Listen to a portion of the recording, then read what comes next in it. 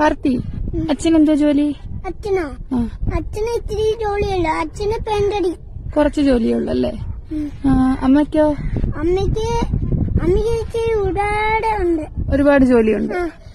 തുണി കവണം, പാത്രം കവണം, പിന്നെ തുണി വിരിക്കണം, പിന്നെ പാലിന് കൂടിക്കൊണ്ടാക്കണം, പിന്നെ വിരിച്ചിട്ടിട്ട് പിന്നെന്താ ചെയ്യുന്നറിയാമോ? പിന്നെ ചോറ് വെക്കും. ചോറ് വെച്ചിട്ട് കറിയൊക്കെ ഉണ്ടാക്കും. കറി അതാവാൻ വേണ്ടി ജോലി. അമ്മയ്ക്ക് ഒരുപാട് ജോലി ഉണ്ടല്ലേ?